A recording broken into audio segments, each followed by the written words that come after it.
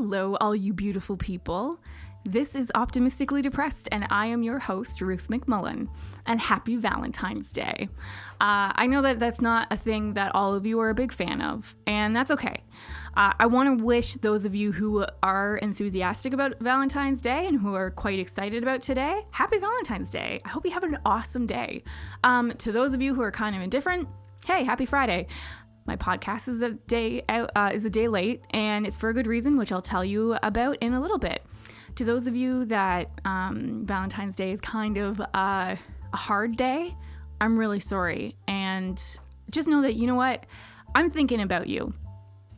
And I hope that you specifically have a really good day and that you get reminded about how important you are and that you are worth loving. So I hope that you can maybe kind of know that today. Valentine's Day, I've always kind of been, it hasn't been a huge deal to me. My husband and I actually started officially being boyfriend, girlfriend on Valentine's Day 15 years ago. And that was really exciting for me. But it's never really been a day that's been huge for me. I never really had a boyfriend around on Valentine's Day until my husband. And in high school, actually, I was in a long distance relationship, so my boyfriend didn't go to my high school. And every year on Valentine's Day, they had the thing where a kid would come to your class with a bunch of roses and carnations, and they were sent to you by a friend or your boyfriend, girlfriend, or a secret admirer. And it was a big scene in front of the class, and it kind of made whoever got the flower or rose feel pretty good about themselves. And my brother and I actually would send each other roses every year because we knew that nobody else was going to be sending the other person a flower or rose or whatever. We always just sent each other a rose, and that meant so much to me. It was just kind of a thing, we had each other's back, and of course that would mean so much to anyone. It was so important to me. I adore my brother and my sister, just for the record. They are two of the most incredible people that you would ever meet. So that's just a nice Valentine's memory that I have. So I had the honor of having Meaghan Smith on the podcast. Some of you might know her. She's a singer and a songwriter, and she actually won a Juno Award. Her voice is just incredible. She's such beautiful voice. It matches her beautiful soul. Honestly, she is one of the most genuinely kind and authentic and creative and just beautiful people that I know. I had the privilege of meeting her, I think about 6 years ago. We were actually both pregnant. And we got to, we kind of just got to know each other really quickly. It kind of just turned into a very authentic relationship immediately. And it just meant so much to me, to have a person that just kind of came up to me and it was she looked at me and it was she saw me. And it was every conversation we had was challenging, was very comforting. It helped me grow. She's helped me through a lot of really hard times. Before I went on medication, one of the things that I really struggled with, aside from depression, anxiety, one of the symptoms of that was I felt like I was just always really annoying. I felt like I was just kind of annoying everyone. And she really helped me kind of start to sort through that, because of course I didn't really talk to many people about that fear that I had, but I talked to her about it, and she listened to me. And then she said something, I can't remember exactly what she said, but it was just kind of if you're annoying, then I'm Santa Claus or a squirrel or something. It was just she worded it in such a hilarious way that it was both driving home the point and making me laugh, which, I definitely learned through laughter.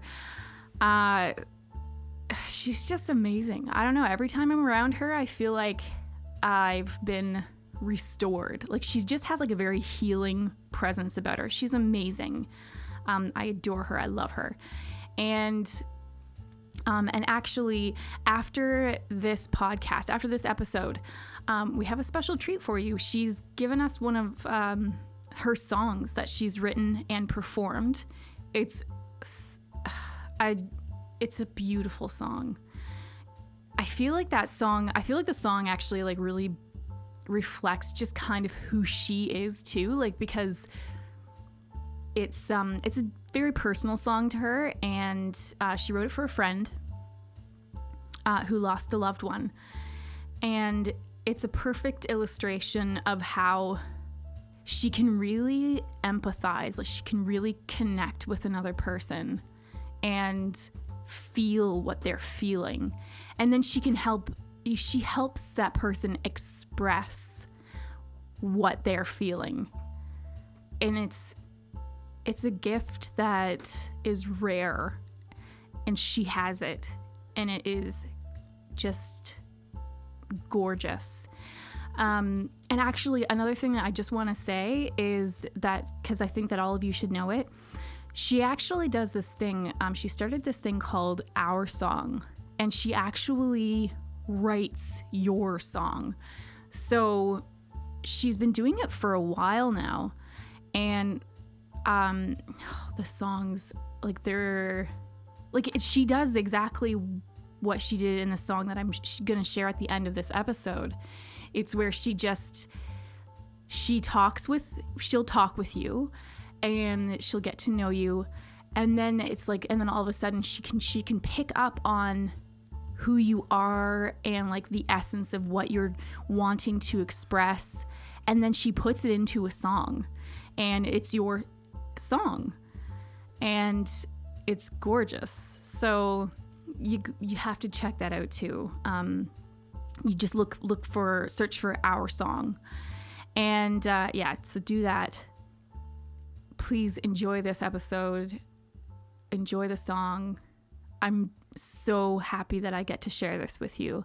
And again, I hope all of you have a wonderful Valentine's Day / Friday, and I'll be talking to you soon.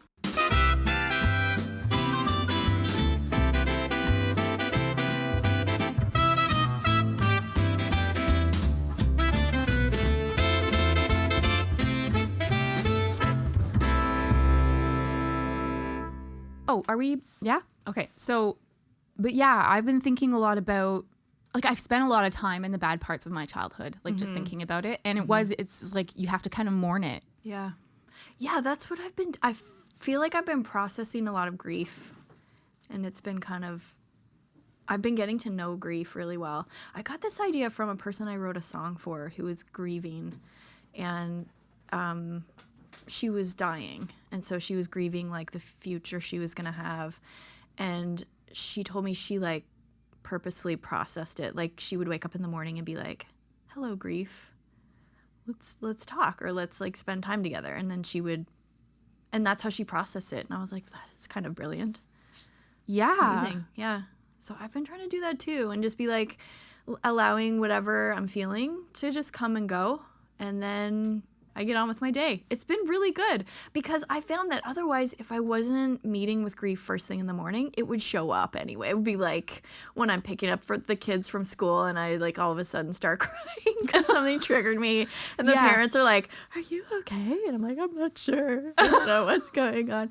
But I found that if I could like meet with it earlier on in the day, when I had like the time and space to allow myself to feel those things, it wouldn't show up unexpected as often. Yeah. Little pro tip. I love that. Yeah. Because usually our like response to grief is to just like push it away.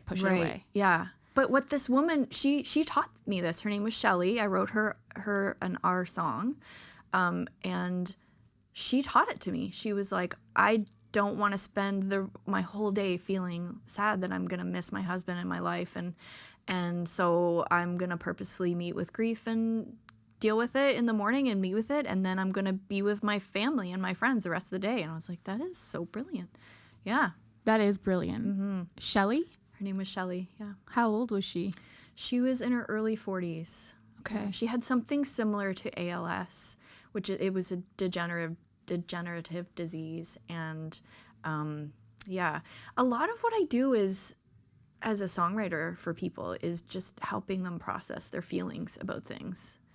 And I never like really saw it that way until I realized it's what I'm doing for myself. Is in songwriting, I'm just processing my own feelings about things. And so in offering to do my job, our song, for other people, that's essentially what I'm doing. So yeah, I'm not a therapist. Right. But I have some practice. Yeah. I have some practice at like taking an emotion, taking an experience, distilling it into emotion, and then processing that, or like turning it into something you want it to be, and then writing a song about it. Which is what songwriting is. Wait, you just said turning it into something you want it to be. Yeah. Yes. Instead of being like the victim of something. I had a lot of, Ruth, you're so cute.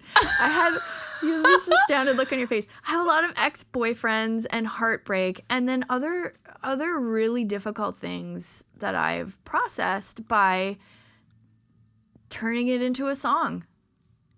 Because, okay, you're like me, I think. Thank you. Jeez. Thank you to myself. But like in the moment of a thing, you probably don't react how you would if you were fully present within yourself, right? Like, okay, so I'm saying like if like a crazy thing goes down, and it takes me a long time. It takes me like I have to get away from the situation and the person, and then like maybe a year or two later I'll be like, hi, they shouldn't have said that to me. Yes! That was really super rude. Right? Yes! Or that was horrible, or that was traumatic for me. Yes! But in the moment, I'm usually going, this is weird, but how is everybody else feeling? Is everyone else okay? I'm not like present with myself. Yes. Until later, right? Okay, so that's the processing part where you get away from it and you look at it and you're like able to see it from your perspective. And then you can put whatever spin on it you want. You can like take that thing and use it make it into something that's useful to you. You're freaking out. I am freaking out. That's cool. It's like You're freaking people out. Well, it's just because it's like I've been like over I don't even know how many years I've been just thinking on how do I not be the victim? Because I recognized this tendency in myself to victimize myself. Yeah. And so then it was just like I'm not a victim. So how do I make that how do I effectively make myself not the victim? And it's nice to you basically just explained it to me. This question that I've been asking myself for years. It's just you're going to take this, I'm going to take this experience, I'm going to take this emotion, and I'm going to turn it into what I want it to be. Yeah. Yes. That is blowing my mind right now. I'm so glad. Yeah. I remember when I realized that it's like rewriting your own past. Yes. Yeah, it's like you're rewriting your past into a version that works for you. Because you have things happen, right? There's external things that are outside of our control, people's behaviors, the weather, anything that we don't control. Yes. Things happen, but then we interpret those things, and you can interpret them a different way. I feel as an adult, especially as a parent, do you find being a parent really opened your eyes to a lot of things? You're like, yes. That I as an adult looking back on some things that happened in my childhood in relation to other adults, I'm like, that was messed up. Yes. They should not have spoken to me that way or dealt with me that way or done that to me. Yes. But as a kid, you're like, what did I do wrong? Yes. So you're writing, as a kid, you're interpreting it as I did something wrong. Mm-hmm. And that's why they're treating me this way, or that's why they're doing this to me. Yeah. But now as an adult, I can say, I was a kid, they did something wrong. Yeah. And I'm not at fault, right? Like, Yes. yeah. Oh my gosh. Like, yes. It's just bringing your version, bringing your like view now to things that happened. You can rewrite your entire life if you want. Yes. Yeah. You Do it, Ruth. I totally am going to. Yeah. Yes, absolutely. Like, especially really painful things. Yeah. This was really painful things, and a lot of it was songwriting. Like, this is what happened to me. I write it all out. And then I try and see it from my perspective now. Like, what can I use this for? Recycle it. Like, it's like taking something that was useless and garbage and recycling it, upcycling it, turning it into something useful. So how can I, and I see you doing that all the time. Like, this podcast is you taking what is difficult for you and making it useful for yourself and, well, for others, especially like me. I get so much out of your podcast. You're a little teary. Yeah. I see you doing it a lot.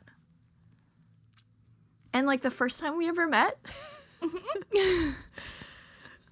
can we talk about it? Because you can edit it out if it's... No, this is great.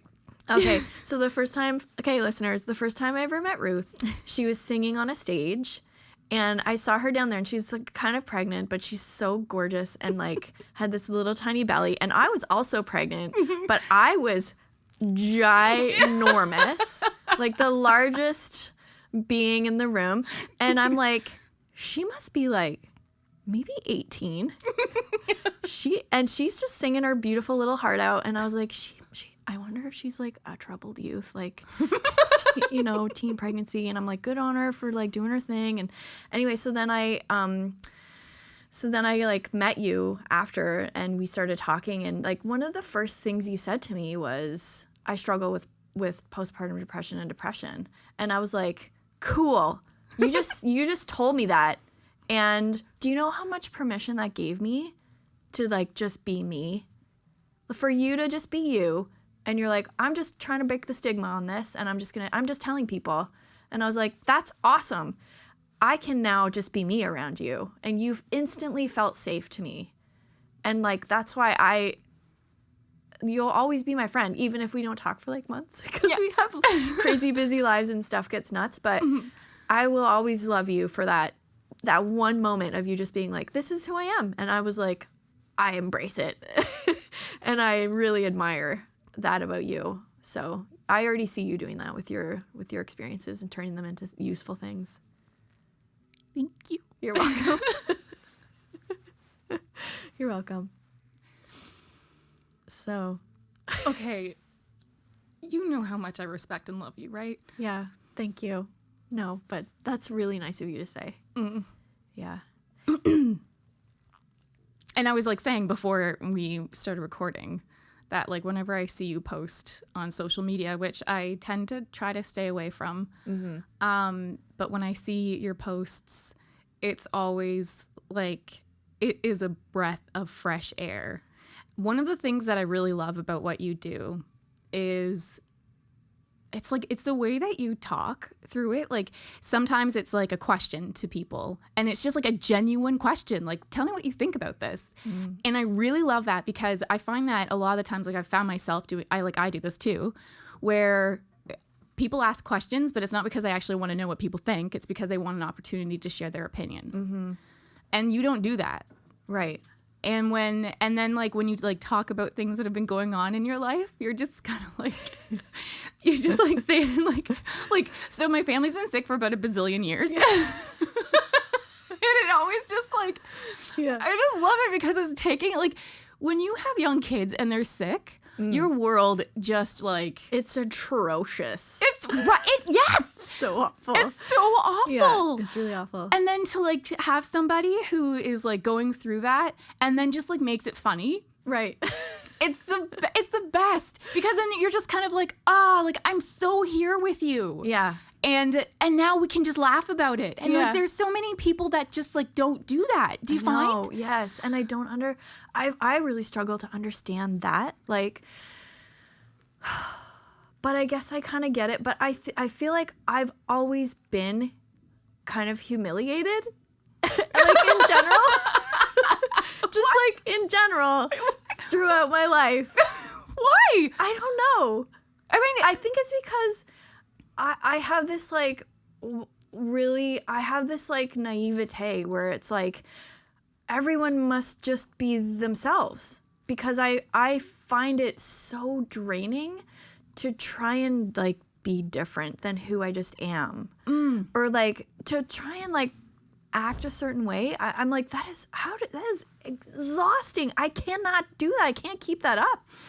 So I feel like I don't have the energy or the brains to be able to like fake my way through stuff. So I'm just gonna say it. And then I assume other people, I'm like, how do they have the energy to like always look so nice and not really talk about what's really going on with them and pretend that things are okay? And that just takes so much energy. I just don't have it.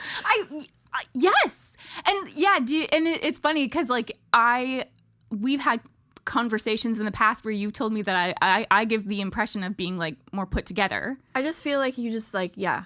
And that's always made me, it's so amusing because I'll feel like the rag at the bottom of the dirty barrel. It's so hilarious because like, you're so not a rag. Oh my gosh. A rag in a dirty barrel. Yeah. That's so amazing. It's so amazing that you feel that way, because I don't see that at all. Right? That's so nice. Because like I've been, and the last like, do you ever find that when you're going through hard times, a lot of the time like you're feeling bad about yourself, but you still have like that voice that's just kind of like, yeah, but it's all gonna work out. Like it's all fine. Do you ever find that voice trying to shut you up, or is it like this underlying voice that's like supporting you? I think it's the underlying voice that's supporting me. Yes. Yeah? I do feel like I have that. It doesn't, but it's never trying to be like, stop complaining about this. It's never like trying to shut me up. It's like, this is going to pass. You're going to be okay. It's like, and it's usually buried way down under layers of like, yes, garbagey thoughts. Yeah. Which you kind of have to like purge in order to get that back up to the surface. Mm-hmm. Yeah. Lately, like over the past month, I've like that voice has been getting quieter. Like it's been like all of a sudden I'm like starting to be like, well, wait a minute. Mm-hmm. Where's that voice? Yeah. Mm-hmm. Because like I got sick, like, you know, and I'm still sick, and it's just kind of like my chest hurts. Aww. And it's been hurting since November, and it's just kind of like, this is tiring and annoying, and like I don't have as much energy as I usually do, and that's been the case since like November. Mm-hmm. And so it's just kind of like, which that can be typical in the winter just because, you know, depression does its thing. But like, I don't know, it's just been, I don't know. I'm still trying to figure out what exactly it is, because it's like, am I just like complaining? Right. Or is this like, but it's kind of like, no, I feel like there's like, I'm feeling like. You're feeling low. I'm feeling low, which is weird because I also feel nothing. Okay. How does that go together? See, I'm trying to figure that out, because it's kind of like, it's like when I get too distracted and I'm like kind of going along, I'll feel every now and then a ping of like, this is over. Like I'm losing, you know? And then if I actually, but it's also like if I sit down and actually like have some time by myself, then I feel okay. Right. Like, because I have like, you know, I read, I journal, I meditate. I haven't been able to exercise because my chest hurts. Right. And that's like really, I think maybe that's the thing. Yeah, because this is another thing I learned from you, Ruth, is you once told me that exercise was like medicine for you. Yeah. And so I really took that to heart, and like I found that there's certain things that I have to do in order to keep myself at a specific like balance. Yeah. It's like a pH balance for my like emotional well-being or my mental health. And definitely there's like, I have like a few things though. It's exercise. Sleep is really, really big for me. Oh, sleep is huge. Yes. Yeah. So I would say number one is sleep. Mm-hmm. Second is like journaling / meditation / like listening to myself, and the third would be exercise. So if I can be doing those 3 things to some degree, I'm okay. But I'll never forget you saying that. It was like medicine. And I take vitamins and I take medicine when I'm sick. Yeah. So I'm like, I would never skip a dose of antibiotics. Right. And this is the same. So I cannot skip these doses, which is really hard when your kids are sick. You don't sleep.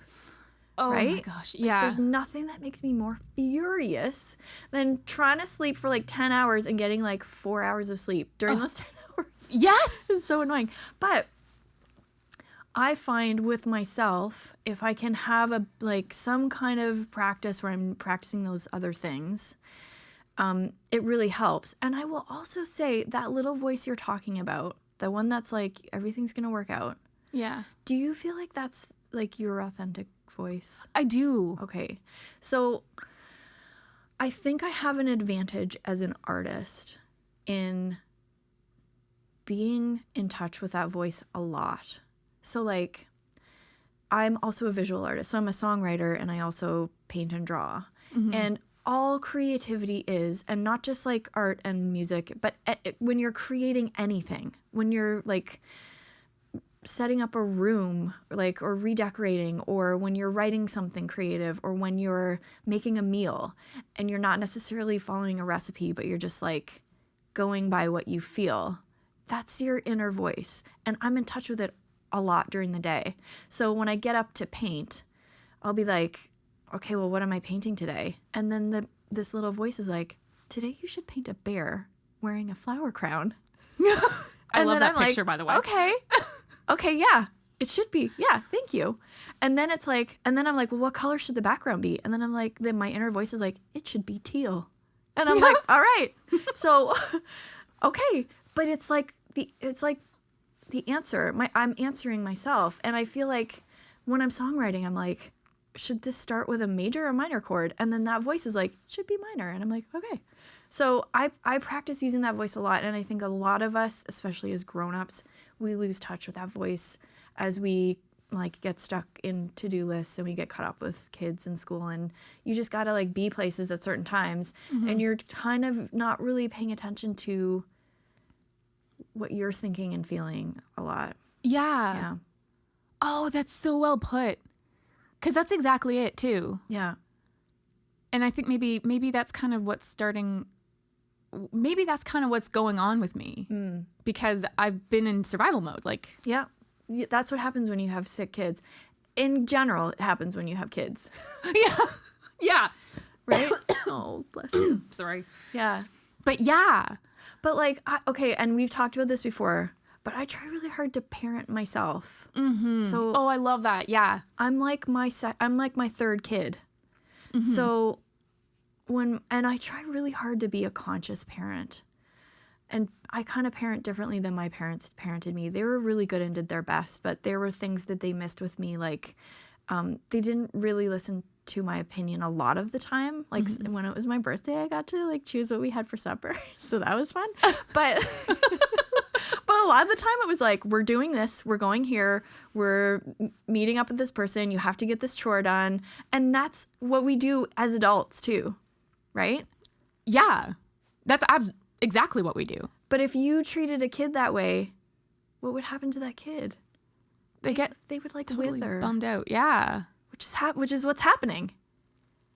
Right? Like, yeah. It's happening to you, and it happens to me when I don't take the time to reconnect with my voice, the little voice in me that's like choosing colors and, you know, writing songs and deciding where I'm going to go for my hike or what color pen I'm going to use when I journal. Like it's those little tiny things, but it's like, it's me, that's me. And I feel like I spent a long time, a lot of my life listening to all external voices. So I was raised in a really Orthodox faith. And I think that a lot of people can do well in really Orthodox religions or any religion.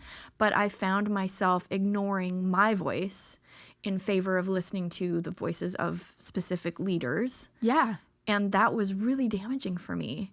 And then that also happens like in school a lot, where even in classes where you're encouraged to be creative, everybody's doing the same picture and you're not really listening to your own voice. Yeah, it's like it's like you be creative, but in this way. Yeah. It's not true. I don't feel like it's true creativity. So a lot of what I'm trying to do now is, and even just like society, like society is telling me you should dye your hair. And, and you should wear these types of clothes, and you're this age, so you should be doing these types of things. Mm-hmm. And I'm like, I'm trying to listen to myself above anyone else, really. Oh, I love it. Except for doctors, maybe sometimes. Right. Yeah, that's probably. But for real, idea, yeah. But for real, doctors, sometimes I will be like, okay, I'll prioritize what you say I should do. But still the whole time really trying to focus on what I really think. That little voice in me. And it's getting louder. It's getting louder the more I listen to it. That's so inspiring. Because I admire you. Mm-hmm. Yeah. I love fest up in here. I know. It's so do this every day. Okay. But like I really do, and you were one of the first people to really teach me to trust myself, to start to trust myself. Yeah. And you were one of the first people to also teach me that what I thought mattered. You're really smart, Ruth. You're really, really smart. Do you know that? Sometimes. Yeah, I think you're really, really smart, and I think you're really strong. And you know why? It all goes back to that first thing you said to me. Hi, I'm Ruth, and I suffer from postpartum depression. Really smart of you to say that out loud to me, and really smart of you, and really brave of you, and strong. And you just do stuff like that all the time. I just see you doing stuff like that all the time. Like living your life. I'm sorry I'm making you cry. No, it's nice. It's good.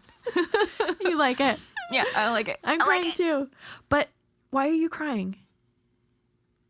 I think I know why. Yeah, you can tell me.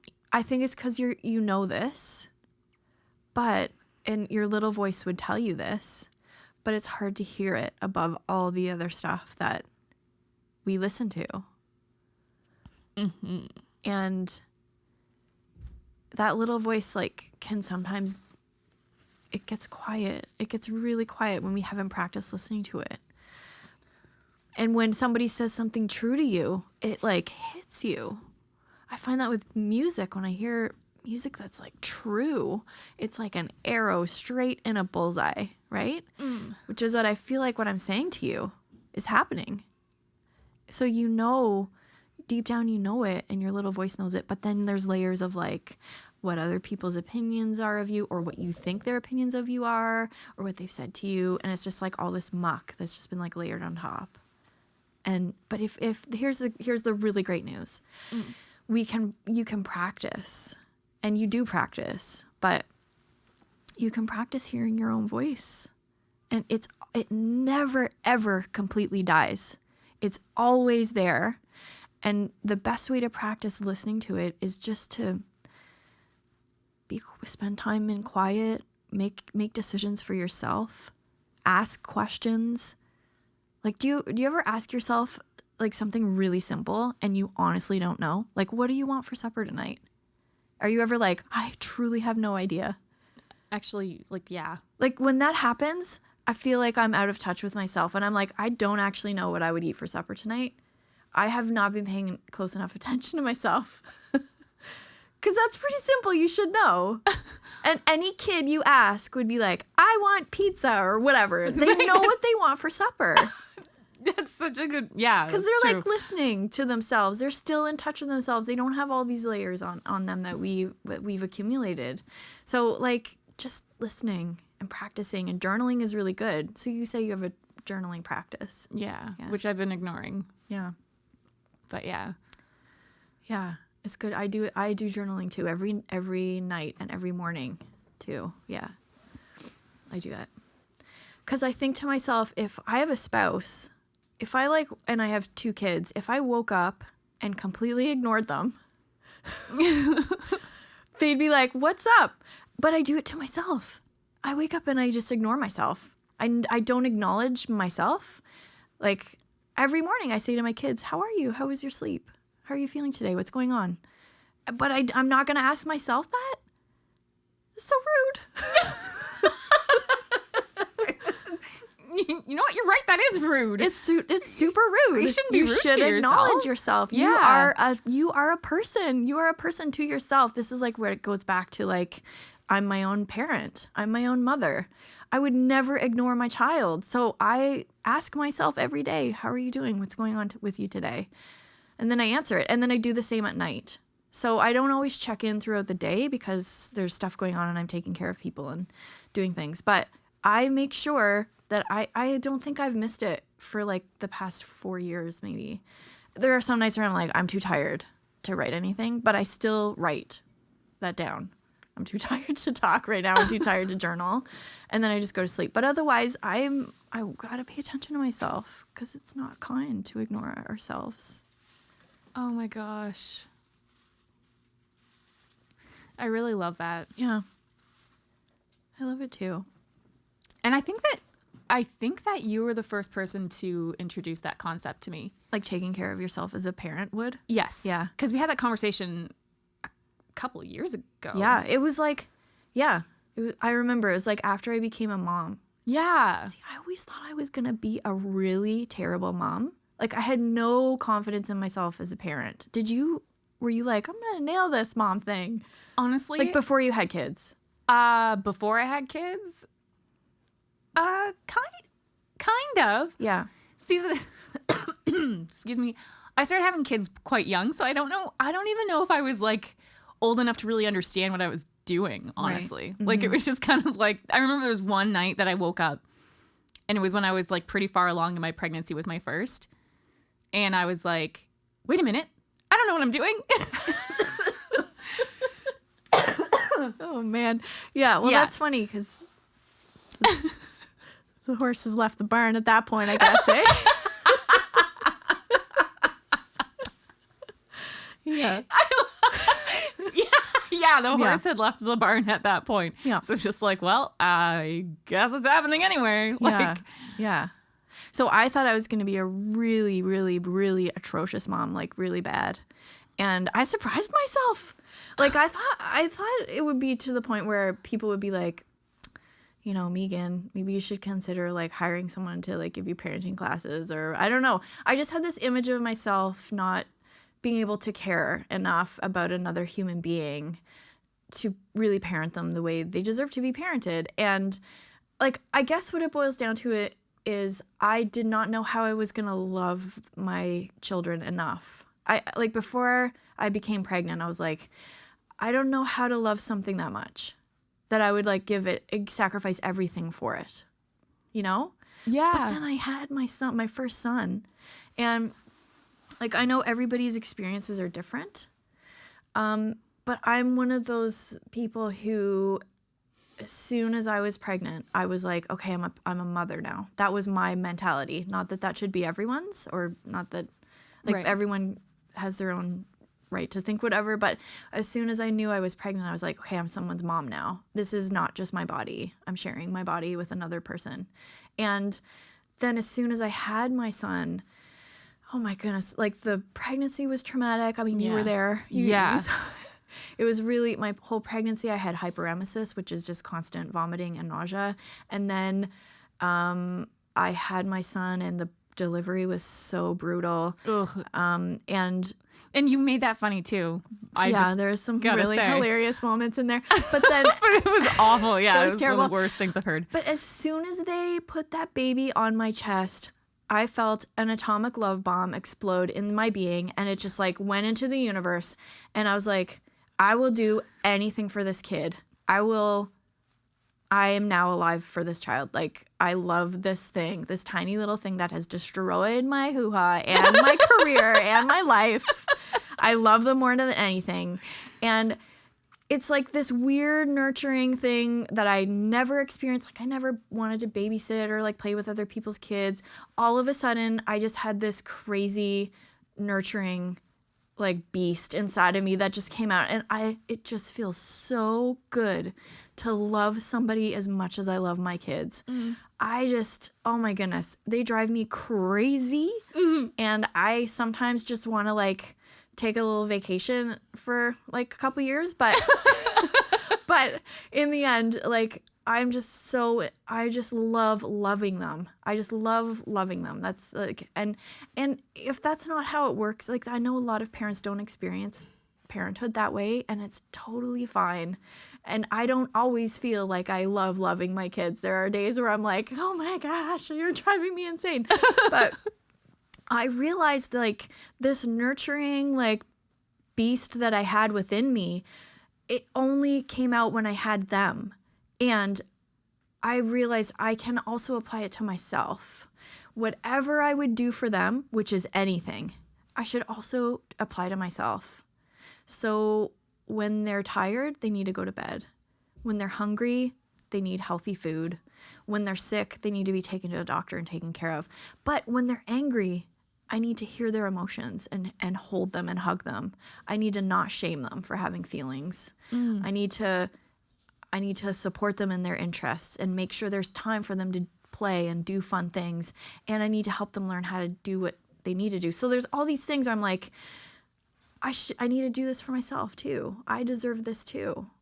So it's this really wonderful concept of like, I am my own child. My mom did a great job and she's no longer in charge of taking care of me, and I'm my own kid now. So I put myself to bed when I'm tired, and I feed myself healthy food, and I make sure there's time for me to process my feelings and to do things that I enjoy. And it's really important, I think. But I don't think you have to be a parent to know that. I think you can just like love something else. Like even having a pet, I think can bring that out in people. Yeah. If you had a podcast where you just like shared this kind of advice, I'd be all over that. Oh my gosh. I am like, I could not do this. Like, no, because that's it. I have no more advice. Also, that advice probably might not apply tomorrow. I'll be like, what I said yesterday makes no sense. Everything's terrible. Never mind. Scratch that. But some of that stuff has been working for me, for a while. But really all of this, I've been doing this like inner work, like introspection, and like all of this only happened when my life exploded and my career died and I had my son. And it was like the most horrible, frightening, darkest, most beautiful time in my life. And I never would have really went inwards if I had still been touring and promoting records and, playing big shows and having a big record deal and living in like Los Angeles and New York. And it never would have happened. So yeah, I'm really thankful for that stuff. Rewriting my history. Oh, full circle. There you go. Oh, that's beautiful. Oh, so perfect. Okay. Hey, Meaghan. Yeah. Thank you. Thanks for having me, Ruth. I love you. I love you a lot.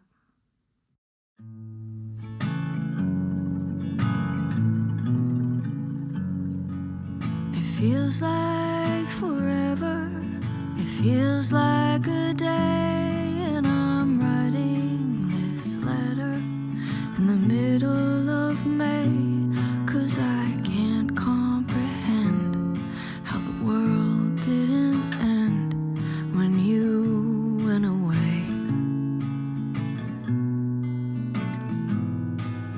The days have been dark, I've been stumbling blind, but I wanted to tell you about all of the lights, like an unbroken gaze.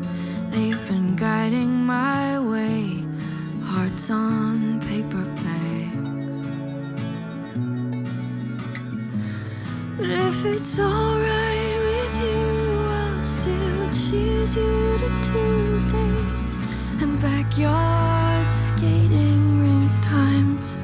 Your warm hand wrapped around mine. I know you tried, but I miss you.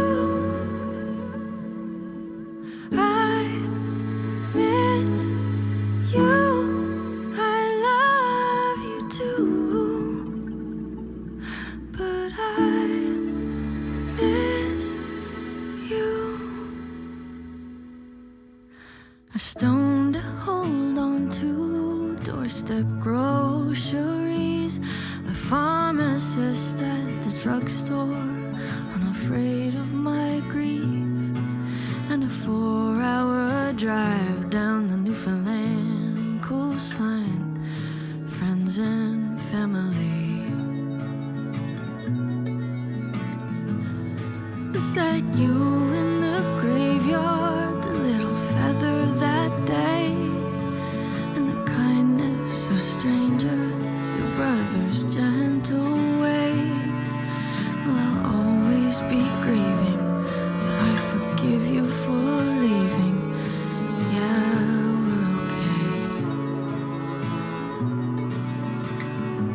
So if it's alright with you, I'll still cheers you